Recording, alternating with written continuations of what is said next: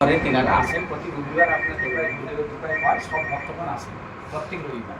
আজকে আর আপনার পরে আমি কিছুই বলবো না, আপনাদের এত যদি অপরাধ কিছু হয়েছে আপনি আমাকে বলাবে, সমালোচনা করছি। কারণ এই স্বল্প সময়ের ভিতরে হয়তো আমি কিছু ত্রুটি করেছি, কিছু বলতে পারছি, কিছু বলতে পারছি না।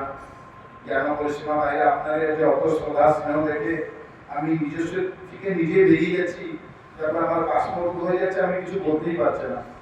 আমরা মনে চিন্তা ভাবনা করছি যে এই আসলে বসে আমি কি বলছি কি না বলছি আমি কিছু জানতে পারছি না। তো আপনার সবাইকে আবার একবার প্রণাম, সবাইকে প্রণাম জানিয়ে আমাদের বক্তব্য আজকে শেষ করেছি। আপনাদের মধ্যে আমি আশীর্বাদ কামনা করছি। আমি 1 মিনিট বলবো।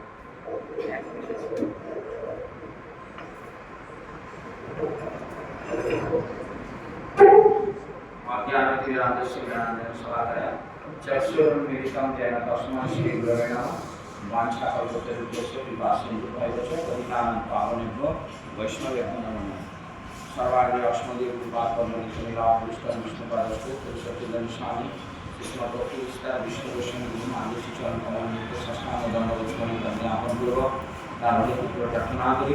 तदनंतर সকলিকর গোপীনাথ প্রভু ধামবাসী ভক্তবৃন্দের চরণ কমল বন্দনা করে তাঁদের অহিত কৃপা প্রার্থনা করি।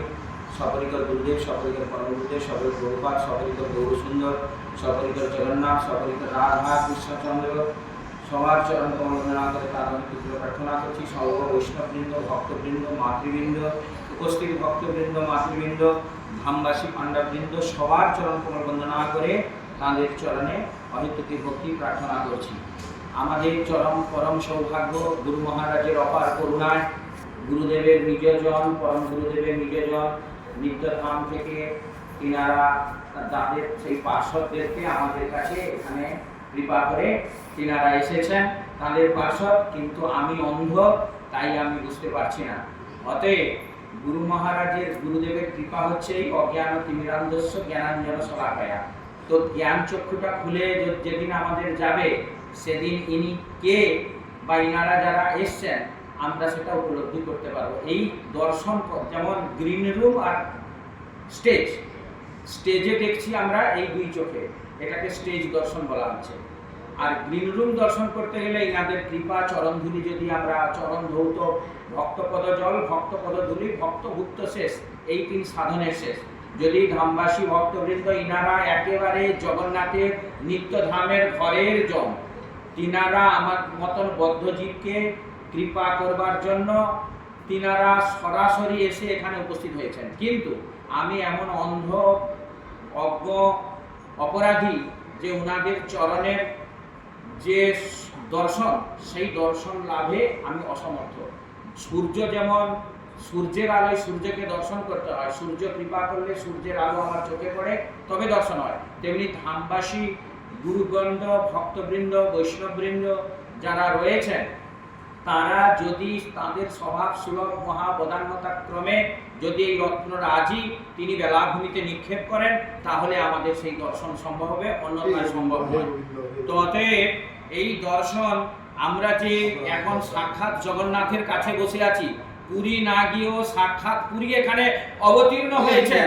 তো সেই পুরী জগন্নাথ, বলদেব, সুভদ্রা, সুদর্শন সহ তার নিজস্ব সাক্ষাৎ পুরী এখানে এই মুহূর্তে অবতীর্ণ হয়েছেন। গুরুদেবকে আমি অনুভব করছি তিনি খুব আনন্দ পাচ্ছেন, হাসতে হাসতে আমার দিকে তাকাচ্ছেন, আমি এটা অনুভব করছি। আমাদের মধ্যে সে সৌভাগ্য হয়েছে গুরু মহারাজকে আমি হাত ধরে নিয়ে মহাপ্রভুকে দর্শন করার আমার সৌভাগ্য আমি প্রাপ্ত হয়েছে। গুরু মহারাজ নিজে হাত ধরিয়ে নিয়ে মহারাজকে গর্ভগৃহের ভিতরে, যেখানে বললাম যে শালগ্রাম শিলা আছে, গুরু মহারাজ নিজে তিনি ছিলেন শ্রীল বিষ্ণুপদ গোস্বামী মহারাজ, তিনি ছিলেন। আমি নিজে স্বয়ং ওনাদের অত কৃপা করবো না, আমি ওনাকে হাত ধরে নিয়ে যে ভিতরে নিয়ে যখন গর্ভগৃহে যায় আমাকে হাত পিঠিয়ে থাপড়ে বলছেন গোপীনাথ গোপীনাথ গোপীনাথ, 3 বার চিৎকার করলেন, মহারাজ বলুন আদেশ করুন। আদেশ নাই, আদেশ নাই, আদেশ। আরে মহাপ্রভু কোথায় গিরে, কত কমনীয় মহাপ্রভু কোথায় গিরে। তখন তিনি ভাগবত আশ্রমে ছিলেন, আমার সাথে আমি আপনার হাত ধরে নিয়ে চলুন মহারাজ, তখন টিকিটে হতো স্পেশাল ভিআইপি টিকিট, কম পয়সা ছিল, তো মনে করছে না কত টাকা কি ছিল। আমি আগে মহারাজ আসতে বলে বারংবার ফোনও ছিল না, খুব কম লোক ব্যবহার করতে। তো আমি বলছি মহারাজ এই সময় যাবে ফাঁকা হবে না, আরে আমি কি আর আসতে পারবো, খুব শ্রদ্ধা করেন, অত পাশ্চাত্য প্রেম ওনার কাছে ছিলেন, অত দিব্য জ্ঞানী। তো ওনাকে খুব ভিতরে আমি নিয়ে যাচ্ছি, হাত ধরে ধরে বলছে আমাকে প্রভু ভিতরে চলুন না, প্রভু আপনার সামনে আছে। তিনি বলছেন সামনে দেখুন কিভাবে উদারতা কিভাবে মহানতা, আমাকে বলছেন যে রঘুনাথ আর প্রভু বই গেলে প্রভু বই তিনবার ডাকার পরে আপনার সামনে আছে, আমাকে দেখা যাচ্ছে না, আপনাকে দেখা যাচ্ছে না, একদম গর্ভগৃহের সামনে না, হারে আমাকে দেখা যাচ্ছে না রে। প্রভু আপনাদের আমি যাকে খুঁজছি সেই না, কত কমনের কত বাচ্চা আসলো প্রকৃতি যেমন বাচ্চাকে যেরকম নিয়ে যায় না, বাবা বাবা এটা আমাকে এখানে আছে এইবার এই সব জানে, কত জ্ঞানী ওনার হাত ধরাটাই আমার একটা সৌভাগ্য। আর যেভাবে আমি জগন্নাথকে স্পর্শ করলে যেভাবে অনুভূতি হয়, আমার রোম খাড়া হয়ে যায়। যারা মহাপ্রভুকে মধ্যে গিয়েছেন যারা অনুমত করে, আমি ওনাকে ধরে আমি এভাবে চিন্তা ভাবনা করছি যে কাকে আমি ধরছি, প্রভু প্রভু কাকে চিন্তন করছে, কাকে ধরছি আমি। কিন্তু তিনি বলছেন যে গোপীনাথ গোপীনাথ আর প্রভু কই গিয়ে মহারাজ আপনার সামনে প্রভু, আরে আমার সামনে না, প্রভু কি বাদ তিনি চোখে বন্ধ করে বলেছেন, যেটা বলছেন চোখে বন্ধ হচ্ছে প্রভু রে মহারাজের বলছেন, আরে সে পাগলাগুলো সব প্রভুর কাছে এইভাবে সাজিয়ে দিয়ে প্রভু নেত্রভূ না, নেত্রভূরা কি দরকার, নেত্রভূরা কি দরকার। তিনি খুঁজছেন যে প্রভু কই, যে পর্যন্ত এখানে প্রভু না আসছে। তুমি বাহ্য চক্ষুতে যে মহারাজ বললেন, বাহ্য চোখে আমি দেখেছি এই জড় জগতে এই ইটা কান সিমেন্ট জ্ঞান পান্থা এগুলো, তার ভিতরে কে আছে প্রহ্লাদ খোঁজার মধ্যে খুঁজুন। আপনার যদি ভক্ত হয়েছে ভক্ত প্রহ্লাদ মধ্যে আপনি খুঁজে কোথায় গেলেন আমার প্রভু, আপনার কাছে সব জেনে এখনই মহারাজ যখন বললেন আমি অনুভূতি করতে পারছি না আমার মহারাজ আমার সামনে আছেন, এই অনুভূতি করেন যাতে আপনি আর সাহস ছুটাতে পারবে না যে কোনো ভুল বা খারাপ কাজ করতে। আপনি সদা সর্বদা চিন্তা করুন যে আপনার সামনে আপনার পরম ইষ্ট আছে, যাতে আপনি কোনো ভুল করতে সাহসও করবেন না, আর এর পদ্ধতিও মুক্তিও পাবেন। তো আমি তো বিশেষ কিছু জানি না, আমি তো ওখানে পড়ে আছি পদ্ধতি, আপনাদের সব নামগুলো সন্ন্যাসীদেরা বসেছেন, আমরা কিছু বুঝি না। তো আমি নিজেই যে মহাপ্রভু একটা অনুভূতি আমার ছিলাম, আমি নিয়ে ওনাকে দর্শন করে সেই দক্ষিণ দরজা দিয়ে বেরিয়ে করে আসছি না, বলছে আবার কি আমি আসতে পারবো না রঘুনাথ, আপনার ভিতরে করে মহাপ্রভু আছে, প্রতি সময় করে আপনার ঠাকুর কাছে আছো, এখানে কি আসার প্রয়োজন। কিছু ভক্তরা বলে যে আমি পুরী যেতে পারছি না রথের সময়, আরে রথ তো তোমার কাছেই আছে, প্রত্যেক স্থানে তুমি চিন্তা ভাবনা, মানস পূজন সব থেকে শ্রেষ্ঠ পূজন। চৈতন্য মহাপ্রভু গরুর পিছনে দাঁড়িয়ে মালা প্রভুকে পরাচ্ছেন, আর যতবেলা মালা পরাচ্ছেন ততবেলা মালা খসে যাচ্ছে।